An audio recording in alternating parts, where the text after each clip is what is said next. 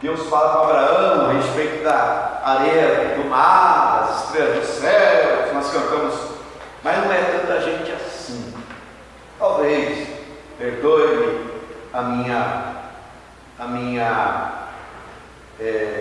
sinceridade com relação a isso, mas eu acho que uns 10% daquilo que se diz igreja realmente seja igreja nos dias atuais.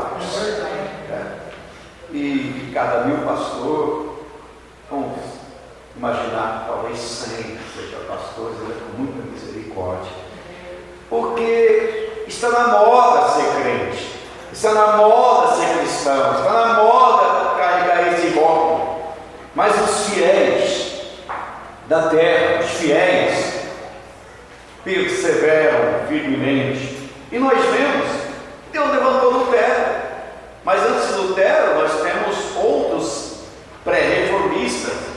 Essa reforma começa desde Francisco de Assis, depois de Valdésios, ou Pedro Valdo, de onde vem a igreja valdesa, ou os valdenses de Piamonte, Torino, aquela região toda que foram perseguidos pela Inquisição. Depois tem o movimento Dei Fratelli, não se fala muito, mas estudamos na história da igreja, que é um movimento chamado dos irmãos. Esse movimento, tudo antes da reforma, até termos aqueles expoentes como Jerônimo Savonarola, homem que foi morto, um padre que buscava Deus, e tantos outros, Wycliffe.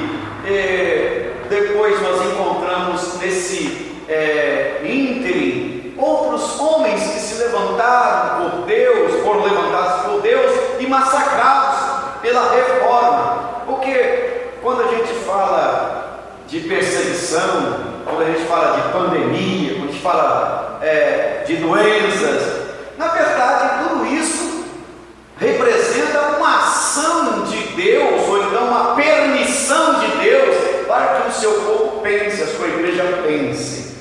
Ora, depois de Lutero, nós temos, observe que ocorrera uma grande perseguição contra Lutero, depois entre os próprios protestantes, várias perseguições entre si, os vários partidos, na verdade esse denominacionalismo que nós temos hoje, é desencadeado a partir da reforma. Então nós temos o calvinismo, hoje nós temos um problema sério, você pode vira e mexe, eles me chamam para ir lá no Vejam Só, mas para eu debater coisas que eu não concordo, eu vou lá falar de calvinismo, arminianismo, me perguntaram outro dia, o senhor é calvinista, o senhor é arminiano? Eu falei, olha, se é para escolher um teólogo, eu prefiro ser calvinista.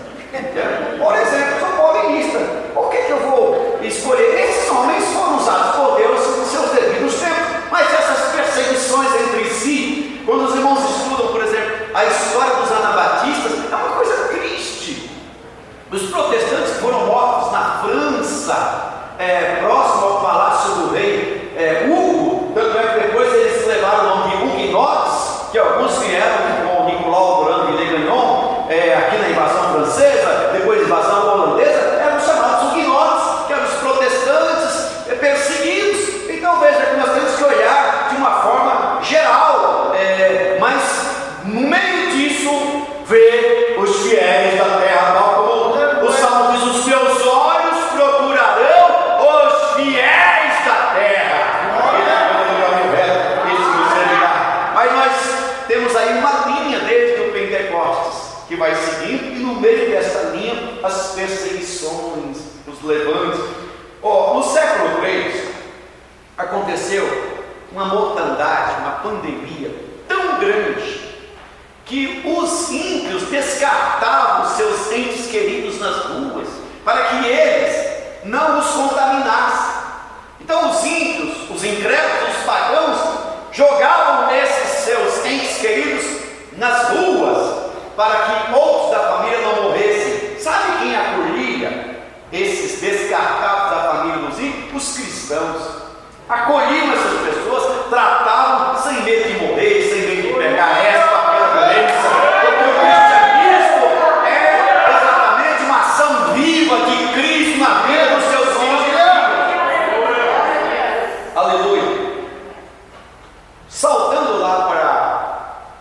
século XVII, Lutero trouxe a reforma. Mas, segundo Felipe Jacó Spener, os estudiosos da história sabem disso, ele disse, na cidade de Frankfurt, que Lutero não havia terminado aquilo que Deus lhe dera para fazer. E assim ele inicia um movimento na cidade de Frankfurt, nas casas, nos lares e nas universidades, e chama o seu movimento de Pia Desidéria. Pia Desidéria, traduzindo do latim para o português, seria desejos piedosos, de onde nós temos a síntese da palavra pietismo, onde recomeça uma visão de grandes avivamentos que surgiriam posteriormente, através da Pia Desidéria, que era o pietismo. Um homem chamado Ludwig Nicolau von Zinzendorf fundou uma colônia chamada de Moravia, antiga Batária, onde os perseguidos, todos aqueles que eram perseguidos pela igreja e por outras coisas, encontraram refúgio nesse lugar chamado Moravia, ou antiga Moravia, e ali fundaram uma colônia de cristãos, até que um dia eles tiveram um problema com as suas divergências doutrinárias e teológicas, e houve uma contenda. Nesse ínterim resolveram orar, colocaram seus joelhos no chão e começaram a clamar, e Deus mandou um avivamento, mudou a vida deles, caiu o denominacionalismo, caiu a doutrina, caiu o costume, e todos se tornaram em um só, e dali fundaram um movimento de oração que durou 100 anos de oração ininterrupta. Sabe essas orações de 24 horas? 100 anos! E partindo dessas premissas é que os grandes avivamentos começaram a acontecer na terra. Aí nós temos movimento de santidade na Inglaterra. Deus levanta o Wesley, que foi influenciado pelo movimento moral. Posteriormente, os irmãos Wesley, veio George Whitefield, e forma, dentre vários movimentos, uma ponte até chegar na Rua Azusa em 1906, Los Angeles, Azusa Street, onde já havia um foco de avivamento, mas o Parham e o Seymour resolveram estudar um pouco mais a respeito da doutrina do Pentecostes, a respeito do batismo no Espírito Santo, e segundo a história, uma irmãzinha de 18 anos, por nome Agnes, foi batizada com o Espírito Santo, com evidência inicial de falar em línguas, depois outro, até incendiar aquele movimento da Rua Azusa. E o movimento foi tão maravilhoso que atraía gente do norte, do sul, do leste, do oeste. Os pastores procuravam as suas ovelhas e encontravam as suas ovelhas em Azusa, porque todos precisavam ser cheios do Espírito.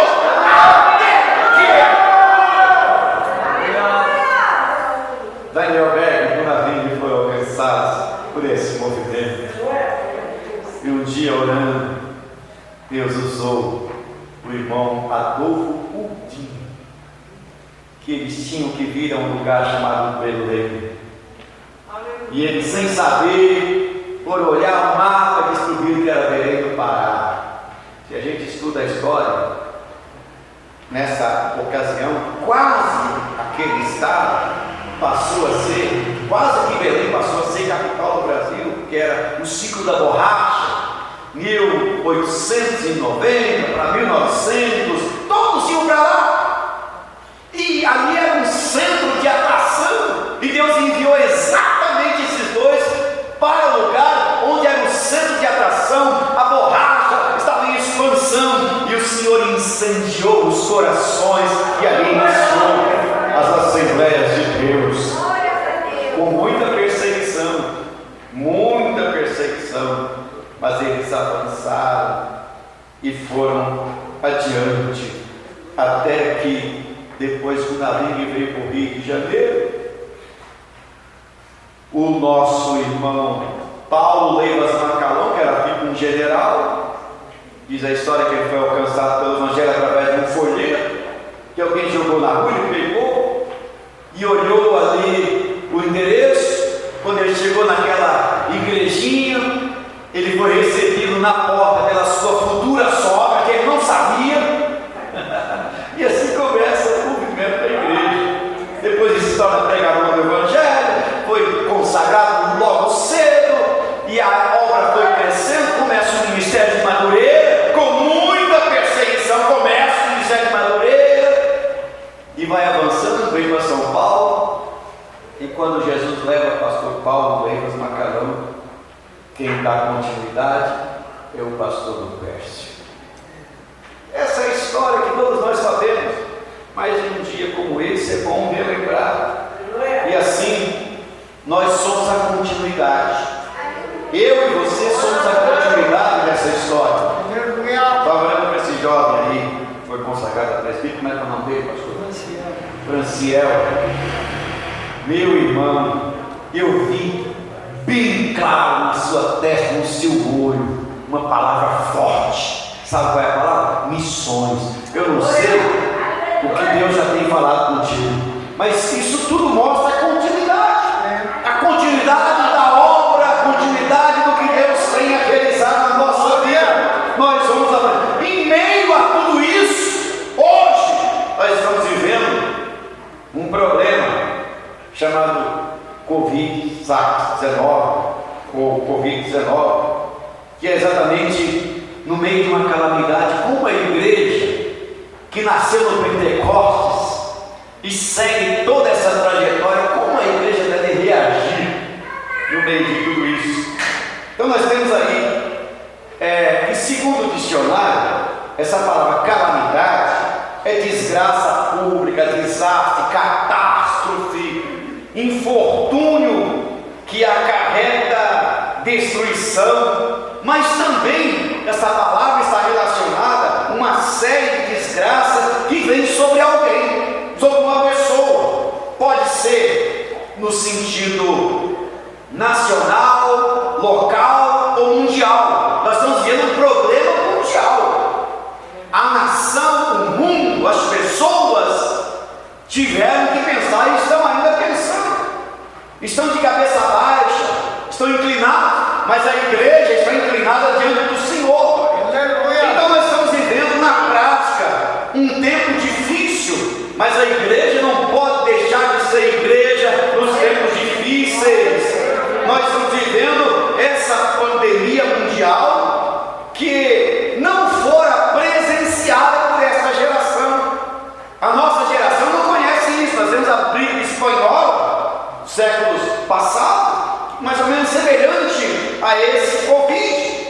Mas eu tenho observado exatamente a igreja. Eu estou olhando para a igreja. Onde está a igreja? E aí que eu digo que a igreja é pouca gente, porque até hoje tem gente que não apareceu na igreja ainda. Eu não sei se os irmãos têm esse problema aqui, mas até hoje tem gente que não apareceu na igreja, e é gente que pode. Não é pessoa de risco, não. Obreiro, irmãos, que pulava até na hora do Pentecostes. Onde estão esses irmãos? A gente liga para eles: irmão, cadê você, irmão? Ah, não posso ir para a igreja porque tem Covid. Aí abriu o shopping. Eu estou morando em Diadema agora. Abriu o shopping, os irmãos que não podiam ir para a igreja por causa do Covid. No primeiro dia que abriu o shopping, eu dei uma olhada assim, mas de curiosidade, e vi muitos deles na fila do shopping. Falei: mas que coisa, esses irmãos já estavam com Covid antes do Covid. Porque a igreja é para Covid. Mas no shopping não pega, no banco não pega, no meio das pessoas não pega, nas festinhas não pegam. Então a igreja de Jesus apareceu. Aleluia! Eu espero que você esteja aqui nesta noite como igreja. Igreja de Cristo não tem medo. Eu não estou falando para você se expor. Não estou aqui dizendo: olha, vá. Não, eu estou falando da fé. Uma vez foi dada ao santo. Eu estou falando da igreja que coloca o joelho no chão. Irmãos, se não pode, logo no começo não podia vir para a igreja. Tudo fechado. Lá eu reuni com você: irmão, é o seguinte, tudo bem, vamos fechar a igreja lá. Faz de conta que está fechado, mas a portinha do lado está aberta. Nós vamos colocar o joelho no chão. A igreja é grande, vá para a academia, vá para o porão, se tiver com medo, mas vamos orar. Vamos orar. Quem foi orar? A igreja. Agora me pergunte quantos, eu nem vou responder. A igreja, por isso que eu elogiei a mocidade, eu cheguei aqui, os irmãos estavam orando. Jesus falou: minha casa será chamada casa de pregação? Será chamada casa de espetáculo? Será chamada casa de desfile? A minha casa será chamada casa dos poetas? Casa dos filósofos? A minha casa será chamada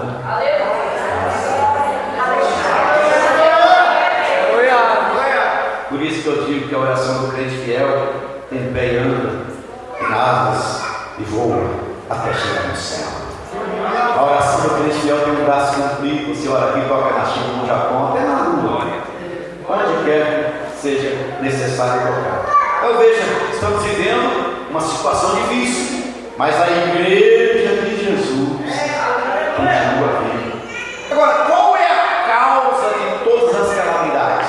A causa prima das calamidades é o pecado. A causa da doença, do mal, de todas as adversidades existentes na terra, a causa de tudo isso é o pecado. Romanos 6, verso 23: o salário do pecado é a morte, mas o dom gratuito de Deus é a vida eterna em Cristo Jesus nosso Senhor. Romanos 3, 23. Então veja bem, o que temos no meio disso? Fomes, pestes, terremotos, pragas, epidemias, guerras, tudo isso é calamidade.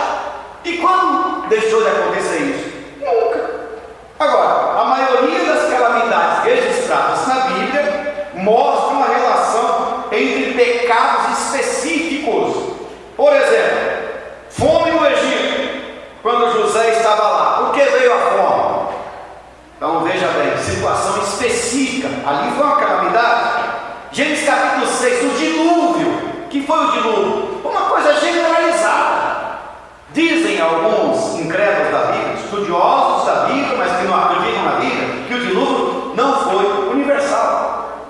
Mas é tão fácil ver que o dilúvio foi universal, porque quando você coloca os olhos, sempre tem vestígio de dilúvio. As pragas que vieram no Egito nos tempos de Abraão, ainda, Gênesis 18, que o faraó tomou a esposa de Abraão e Deus mandou uma praga. Ali vem uma praga como castigo na vida de faraó. Depois nós temos ali na sequência a destruição de Sodoma e Gomorra. É uma calamidade onde a cidade inteira fora destruída por causa do pecado. Depois as outras pragas do Egito, na época do Êxodo. Quantas pragas? Que é isso? Calamidade. Por quê? Desobediência, incredulidade, rebeldia. Em 1 Samuel capítulo 24, versículo 1, tem uma outra praga por causa da desobediência de Davi, que ele foi contar ao povo, e Deus mandou uma praga, multidões estavam morrendo. Então observe, meus irmãos, que existem vários momentos na Bíblia onde temos calamidades, situações complicadas, situações difíceis, e no meio dessas situações difíceis acontecem que pessoas boas, servos e servas de Deus também são ceifadas, como ocorreram também nas perseguições. Então veja bem que isso aqui é uma teologia bíblica da calamidade, e todas as vezes que acontece isso, Deus está chamando a atenção dos pecadores ao arrependimento. Todas as vezes que acontece um fato como esse, é Deus chamando a atenção. Quando, por exemplo, os filisteus roubaram a arca de Israel, Deus mandou uma praga para o povo com tumores, infecções e invasão de rato. A coisa foi terrível, ação de Deus. Então, a questão é essa: pandemias, pragas, terremotos, infestações, guerras, todas essas situações apresentadas na Bíblia, principalmente como manifestação da ira santa de Deus, é exatamente para chamar os homens ao arrependimento, chamar as pessoas ao arrependimento. E as calamidades, eu acredito que são convocações de Deus ao arrependimento, quando as pessoas devem ouvir a Deus. É exatamente isso. O amor de Deus é grande. Deus fala de um jeito,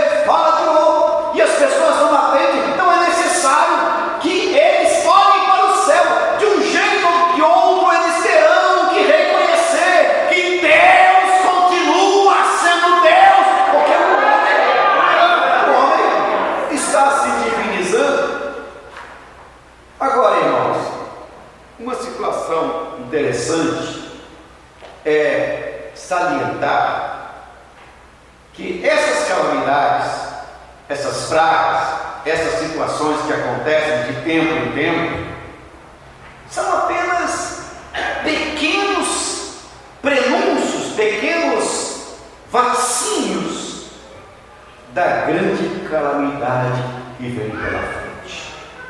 Isso aqui está acontecendo hoje não é nada diante do que vem pela frente. Eu não quero amedrontá-los, nem você que me ouve pela internet. Eu quero apenas dizer que a gente tem que olhar para o Senhor, nos inclinar diante de Deus, porque querendo ou não, daqui a uns dias nós estaremos do outro lado da vida. A vida é um ponto ligeiro e é necessário entender a sua missão, necessário compreender a razão da sua existência, porque você está aqui. As 3 grandes perguntas da vida que eu sempre coloco são perguntas filosóficas, mas também teológicas. De onde eu vim, o que eu faço aqui e para onde eu vou. Se você não souber responder essas 3 perguntas, é melhor você se enterrar vivo. De onde eu vim, o que eu faço aqui, para onde eu vou. Essas 3 perguntas são básicas da vida, mas lamentavelmente, se você pergunta para um passarinho, se você entender a linguagem dele, ele responde cantando qual é a missão dele. Se você perguntar para um cachorro, hoje em dia o pessoal entende a linguagem do cachorro e fala: eu sou teu amigo. Se você conseguir conversar com o grilo, eu gosto de conversar com o grilo, porque o grilo me inspira fé. A linguagem do grilo é grilo. Olha a explicação de fé que eu já vi na natureza. Vivi muito tempo no mar, até os 12, 13 anos, filho de imigrantes. Imigrantes não tinha nada fácil aqui no Brasil. As piores terras eram dadas aos imigrantes. E a gente tinha muito grilo. O grilo é um grande amigo do homem, porque ele te convida a crer. Mas então, se você perguntar a esses elementos da natureza, eles te dirão cantando. E você pergunta para uma pessoa, quando eu pergunto para uma pessoa de 50 anos, qual é a sua missão? Por que você existe? E ele não sabe responder, pelo amor de Deus. Uma pessoa tem 50 anos, a Cora Coralina diz que 50 anos é a idade da vida, é a idade que você já sabe tudo, sabe, a idade que você tem, sabe, logo os 70 está de braço aberto esperando, os 80 está te esperando, então 50, e você pergunta para uma pessoa de 50 anos, para que você existe? Qual é a sua missão? Qual é a sua tarefa? Qual é a sua vocação? Não sei. Pelo amor de Deus, vai ter com os grilos, vai ter com a formiga, vai conversar com a natureza, porque alguma coisa está errada com você. Aleluia! Aleluia! Então, meus irmãos, quando observam os textos da palavra de Deus em relação à existência, em relação à nossa missão, em relação ao que já aconteceu e o que está para acontecer, conforme disse anteriormente, a calamidade que está para vir é muito pior. O que passamos hoje é apenas um pequeno prenúncio, é apenas um vacínio lento, porque se você ler, por exemplo, Apocalipse capítulo 4, 5, que é semelhante ao capítulo 6 de Isaías, quando você chega no capítulo 6 de Apocalipse, que fala a respeito do Cordeiro abrindo os selos, e depois fala dos cavaleiros. Ali nós temos o cavalo branco, o cavalo vermelho, o cavalo preto, o cavalo amarelo. E o cavalo branco de Apocalipse capítulo 6 não tem nada a ver com Jesus, porque quem abre o selo é o Cordeiro, o Cordeiro é Cristo. Então o cavaleiro do capítulo 6 é o anticristo. É o anticristo que após ele só vem desgraça, peste, morte, miséria. Depois o cavalo vermelho, e assim sucessivamente. Lá na frente, diz o texto que as bestas feras sobem da terra. E os últimos versículos do capítulo 6 diz que os homens estarão debaixo das rochas, se escondendo, dizendo: ó, livrai-nos, pedindo a morte, para que a morte os livrasse da ira do Todo-Poderoso. O texto fala de feras. Eu estive olhando no original, feras da terra, que diz ali, são pequenas feras, bestas, feras que saem de dentro da terra, tipo, a visão ali parece mais ou menos com insetos, ou coisas ruins que saem da terra, para perturbar e matar e acabar com as pessoas. Enfim, as calamidades vaticinadas no livro de Apocalipse é uma coisa que, diante disso aqui, não é nada. Basta ver outras referências, como Mateus capítulo 24, 25, Marcos 13, Lucas 21, Apocalipse 6, capítulo 6 ao 9. Então, as coisas piores virão por aí. Mas se você mantiver a sua fidelidade, Deus, palavra de Deus diz, nenhum mal te sucederá. Salmo 91, nenhuma praga chegará à tua tenda. Aleluia! É colocar o rosto no pó, é buscar a presença de Deus, é clamar a Deus, é buscar o Senhor, porque Deus fala, Deus revela, Deus orienta, Deus capacita, Deus abre porta, Deus fecha a porta, Deus faz coisas extraordinárias. Eu creio em Deus poderoso, num Deus que manda a chuva, num Deus que faz sair água da rocha e até manda maná do céu, e se você não for, ele faz folha verde, virá euro ou libra, porque o real não vale mais nada. Então, meus irmãos, eu creio em um Deus que pode, em um Deus todo-poderoso. Agora, veja que tudo isso está relacionado a situações genéricas, mas existem situações, eu já vou encerrar, estou vendo o relógio lá mandando parar, relacionadas a pessoas específicas, que é o texto de Jó, que nós lemos, o texto de Jó, porque às vezes vem uma luta, uma dificuldade específica para uma pessoa, para uma família, e o caso de Jó, o Senhor faz algumas observações. Diz o texto que tinha uma reunião no céu. É por isso que às vezes, eu posso falar para vocês, se vocês são uma igreja madura, e quem nos assiste também, às vezes eu quero dizer que o diabo era o diabo de Deus. Porque o que o inimigo estava fazendo no meio daquela gente toda lá? Aí Deus pergunta, você viu meu servo Jó? É um homem reto, Jó é um homem temente a Deus, Jó é um homem que se desvia do mal. Essas coisas são interessantes, mas o camarada lá diz, mas também o jeito que o Senhor faz com ele, o Senhor abençoa o seu gado, abençoa a sua terra, abençoa a sua família, e em outras palavras, é o homem mais rico da terra. E o livro de Jó, na verdade, ele está cronologicamente junto ao livro de Gênesis, até mesmo antes, né? A vida ali, que é um livro poético, está lá na frente, mas na cronologia bíblica, Jó está lá na frente, né? No tempo dos patriarcas, no tempo que os próprios pais ofereciam sacrifício, porque na lei, quem oferece sacrifício são os sacerdotes. Então veja Deus fazendo um elogio, e Deus permite.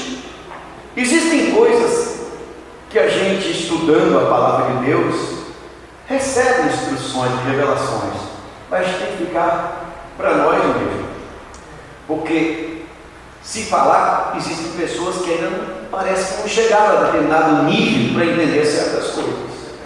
Refiro-me a essa ação de Satanás, porque tudo está debaixo das mãos do Senhor. Tudo. Todas as coisas acontecem e existem porque Ele quer. Porque se Deus não quiser, nada acontece. E nós deixaremos de existir. Ora, o inimigo teve a autorização de Deus para tocar em Jó, na sua família. Imagine um homem que determinado dia, reunido, um homem rico, o dia das notícias ruins. Dia das notícias ruins. Entra um com a notícia ruim, chega outro, é um atrás do outro, de uma hora para outra, acaba tudo, perde os filhos, perde os bens, perde os cabelos, perde as mulas, perde o carro, perde tudo. E quando vai buscar apoio, precisa de apoio, tem essa situação aqui da mulher de Jó, que não não é necessariamente a mulher em si, mas pessoas, né? Tem gente que usa essa situação para acusar a mulher, mas por acaso era a mulher. Aqui representa pessoas próximas, aqueles a quem você precisa, de quem você precisa de um conforto, de uma mão amiga. Aí ele vem com uma espada, amaldiçoe esse teu Deus embora. Como é que você pode continuar fiel a esse Deus com essa desgraça toda na vida? Amaldiçoe esse teu Deus embora, porque nem você eu quero ver mais. Mas diz o texto que Jó diz: olha, você fala com quem não tem entendimento. Deus deu, Deus tomou. Deus não pode nos dar o mal também. Nós não podemos também sofrer certas circunstâncias difíceis na vida. E no meio de tudo isso, Jó colocou o rosto no pó e foi adorar a Deus. Adorar a Deus. Por isso que eu gosto, quando estudo o Antigo Testamento, que situações difíceis aconteciam na vida do povo, e eles iam se reunir e rasgavam as roupas. Rasgavam diante do Senhor, em situação de humildade. Bom, a história de Jó depois vieram os amigos, né? Que quem tem amigo como os amigos de Jó, misericórdia, não precisa ter mais nada na vida, porque os amigos chegaram para acusá-lo, e as acusações eram tristes, eram difíceis, mas no final de Jó, ele perdeu 10 filhos, Deus deu mais 10. Deus deu tudo em dobro, deu mais 10. E ainda as 3 meninas, as 3 filhas, eram as mais lindas da terra. Gemina, tradução lugar alto. Késia, permanência. E Queriapuque, tesouros escondidos. A fidelidade, porque não importa se você vai ser abençoado aqui ou do outro lado, a questão é você estar em Deus. A questão é você estar em Cristo, é você estar inserido no reino. Porque esse negócio de estar desse lado do lado da vida, para Deus, às vezes a gente olha, mas como pode Deus fazer isso? Que diferença tem para Deus? Que diferença tem para Deus esse lado da vida e aquele lado? Porque Ele conhece bem os dois lados. Quando o Senhor teceu aquela história, em Lucas capítulo 16, 19 em diante, do rico e Lázaro, ele traz uma história de quem tem conhecimento de causa, tanto do outro lado, conhecendo infinitamente o outro lado, como conhecendo infinitamente esse lado de cá. O problema é que as pessoas que estão desse lado de cá, não conhecendo o lado de lá, tem um certo temor, uma certa, a dúvida sempre vem, mas e se não for assim? E se o céu não for assim? E se for diferente? Se de repente tiver mesmo um tal de purgatório que foi inventado pelo Papa Gregório? E se tiver isso, tiver aquilo, aquilo outro? Enfim, mas essas dúvidas são para aqueles que não tiveram encontro com Deus. O Senhor conhece profundamente os dois lados. Então para Ele, quando Ele diz, olha, eu quero, melhor você desse lado, então vem para cá, pronto, vai ter um velório. Glória a Deus pelo velório. E você partiu para a eternidade. E a outra pessoa diz, mas por que esse Deus é tão bom assim? Como é que Ele de repente mata, ou então uma pandemia leva mulheres, crianças? Mas olha, alto lá, não é melhor ir criança para o céu? Entenda o que eu estou dizendo. Dentro do conhecimento de Deus que vem lá no futuro, não é melhor ir criança e salvo do que crescer com o inferno? Então Deus sabe das coisas. Quando o Senhor olha e diz, olha, porque eu te amo, você vai passar do lado de cá.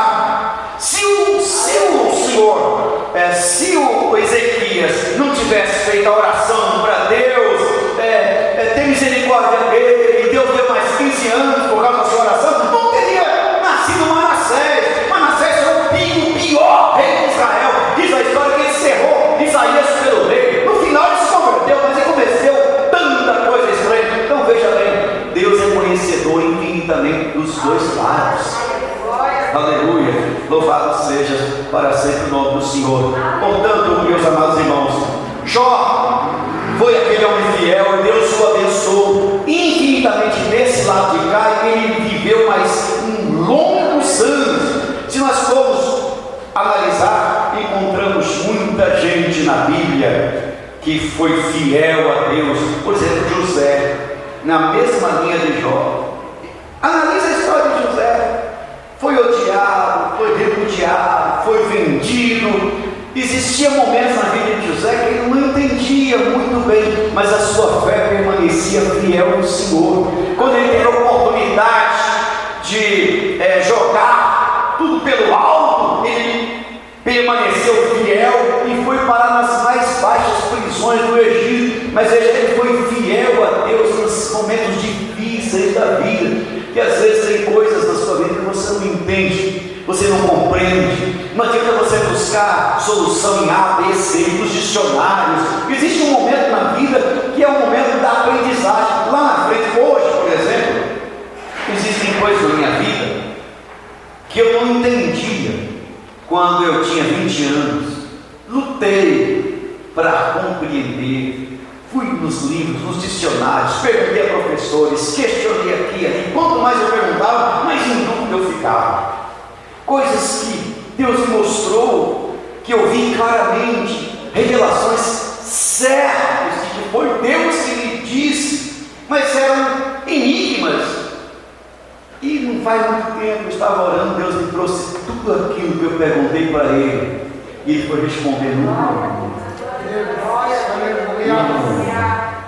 Eu falei, meu Deus, mas eu só podia saber disso agora. Deus mostrou algo sobre a minha família que eu nunca entendi durante muito tempo, e uma visão clara, mais clara. Não dá para duvidar, coisas claras, igual eu vi missões ali na face do irmão, coisa clara, não dá para duvidar, mas eu não entendia. Aí orei a Deus, Deus não me falou nada, não era tempo de eu saber. Mas em determinado dia, que não faz muito tempo, Deus abriu o leque e começou a me mostrar as coisas, e eu fiquei sem dúvida de mais nada, porque existe um tempo que Deus vai esclarecer coisas maravilhosas na sua vida. Muitas pessoas não entendem por que essa pandemia, por que essa luta. O que eu faço hoje você não entende, apenas eu pedindo permaneça fiel, levante a tua cabeça e permaneça na minha estrada, porque grandes coisas Deus tem ainda para fazer nesta nação. Deus tem coisas maravilhosas para fazer através da igreja. Aleluia. Quero finalizar contando uma visão que Deus me deu. Eu estava orando a respeito dessa pandemia. Eu falei, Senhor, o que será da gente? O que vai acontecer com a gente? Orando, durante todo esse tempo nós estamos em oração, porque eu creio que é através da oração que a gente vence as batalhas da vida. Orando, fiz uma proposta de oração desde o início do ano, para a igreja orar. Determinado dia Deus me mostrou um enigma, um prédio enorme. Eu vi claramente um prédio com vida, um prédio que falava, um prédio que tinha sentimentos humanos, uma coisa assim meio. E o prédio andava, tinha sentimentos humanos, e eram vários andares, e esse prédio era conhecido da humanidade. Ele estava ali fazendo tudo o que era devido fazer, e ninguém questionava nada. Era um prédio, como se fosse uma grande organização, mas representada em prédio. O prédio subia as ruas, descia, era uma normalidade. E de repente aconteceu um grande acidente. O prédio caiu. O prédio caiu do lado esquerdo. E uma grande calamidade. Muita gente morreu. Foi uma coisa triste, que chamou a atenção de muita gente. E as pessoas se entristeceram, porque a vida acabou de um lado. A vida acabou. E o tempo foi passando. A vida continuou do outro lado. E a vida continuou de uma forma diferente. Uma vida próspera. Era tão próspera que a gente encontrava diamantes na flor da pele. Olhava para as pessoas felizes. O mundo, a vida mudou depois que aquele prédio caiu. Foi isso que Deus me falou a respeito dessa pandemia. Muita coisa Muita gente morre, muita gente vai, mas coisas novas vão acontecer, principalmente na tua igreja e na nação brasileira. A nação brasileira está passando por um momento de reflexão, mas na fidelidade do povo de Deus, a vida vai melhorar. Não é só Martinho da vida que diz, não, é a palavra de Deus que diz que a vida vai melhorar para a vida do povo de Deus que serve a Deus em espírito e verdade. Que Deus tenha incentivar, continue fiel, eu não posso falar mais.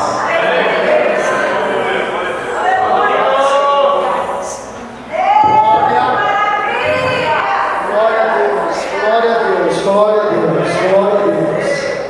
Você quer essa palavra? Tem bênção de Deus para a tua casa.